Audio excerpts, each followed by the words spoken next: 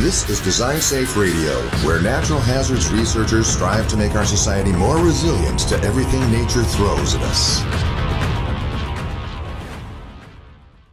Hey, welcome to another episode of Design Safe Radio. Good to be with you. And it's excellent to see my friend Elaina Sutley from the University of Kansas. It's so good to see you again. We were just talking before we started recording. It's been a couple of years since the Thwarts conference at University of Illinois. It's really good to see you again.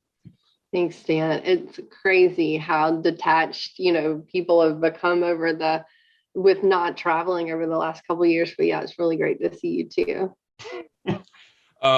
So we know each other fairly well, but there's probably not as much of the audience that knows who you are and the amazing things that you've been up to in your career. So give us a little bit of background of who you are, where you're from, and your area of study.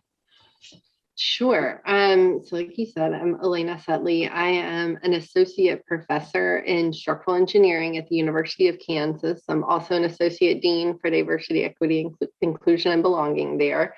I grew up in Alabama, in kind of Midwest Alabama. So we didn't necessarily experience hurricanes, which is what we'll talk about later, right? We didn't really experience hurricanes in my part of Alabama, but certainly Alabama experiences hurricanes quite often. So it was definitely a hazard I was really aware of, but I did my bachelor's and master's degrees at the University of Alabama in civil structural engineering. And it was Sorry about Monday night, by the way.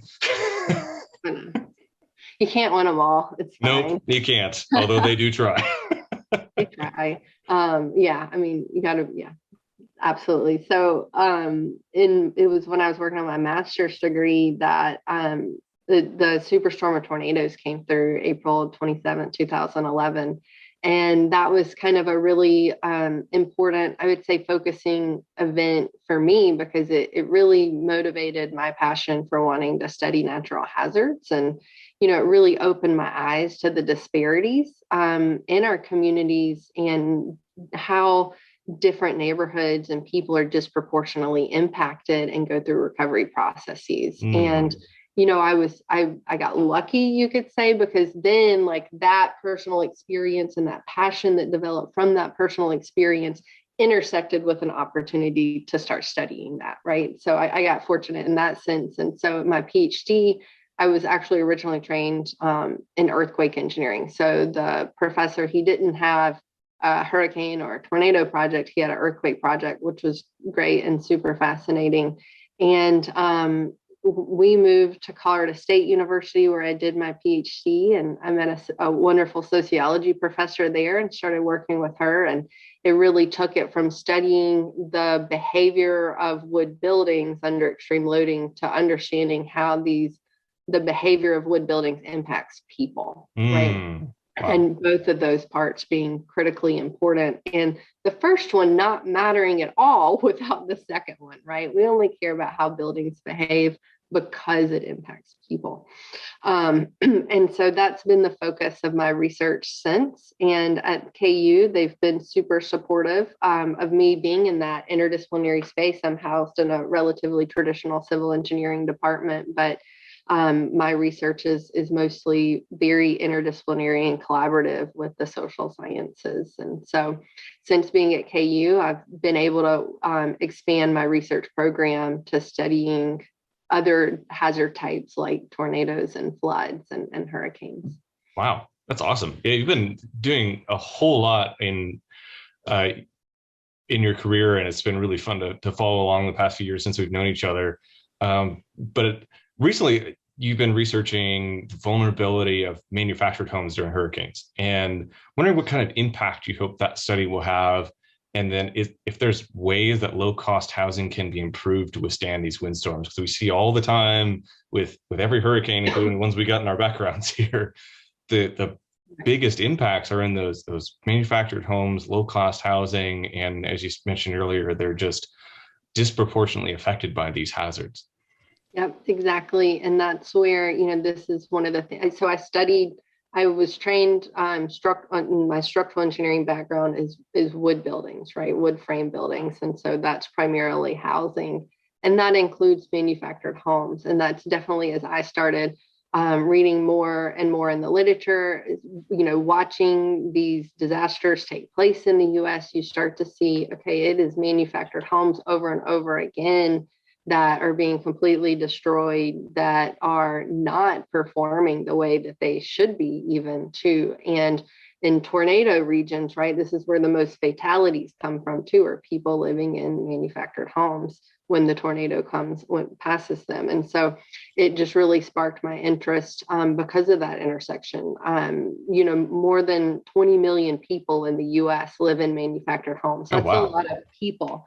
And it's weird because there's actually several weird things about manufactured homes, because one of them is that their construction is governed by HUD, the U.S. Department of Housing and Urban Development, and their code system, as opposed to other building codes, right? So it's not ASC 7 where we get the loading. It's not the International Building Code. It's HUD that governs those guidelines for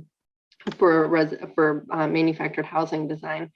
And then the other thing that's weird about manufactured homes that's relevant in this context too is that when you study the social sciences, and specifically with respect to kind of hazards and recovery, it's their tenure, right? Most people who live in manufactured homes own the home, but more often they rent the land. And so that's very different from site-built housing, where you're either renting the home or owning the home, and the land is in that same relationship, right? So it's different. And so that gets into some tricky elements when it comes to accessing resources, dislocating, and being able to return and so forth. But in any case, your question. So that's why I find it really fascinating and important to study.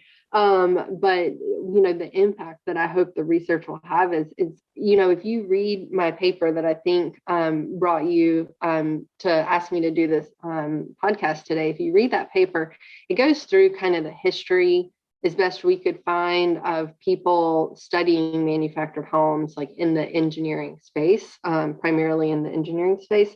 And you can see there's been a strand of research. It's a small strand, one person for these 5 years, and then a second person 5 years.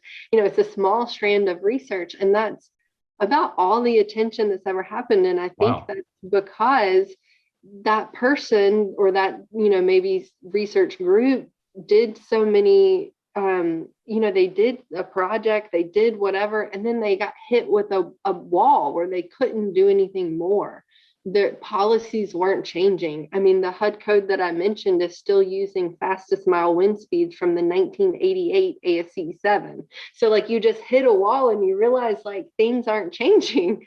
The research I'm doing is not having an impact, a big impact, right? And so that's what I would hope. That's my goal, is to not give up on this research line. Not to say that those people gave up, but just to not, drop this research line, and to ultimately bring more people's attention to it, and to ultimately be able to change some of those policies to actually have some impact in the way that the design and construction of these homes is done. Wow. Thanks for listening to today's episode of Design Safe Radio. This show is sponsored by the National Science Foundation grant number 1612144. You can subscribe to Design Safe Radio on iTunes, Stitcher, or wherever you find your podcasts. Please leave us a review so we can improve the show. Please also help others find our episodes in iTunes. Thanks for your feedback and support. You can find out more about NARI at designsafe-ci.org, on Facebook at Design Safe Radio, or on Twitter at NARI Design Safe.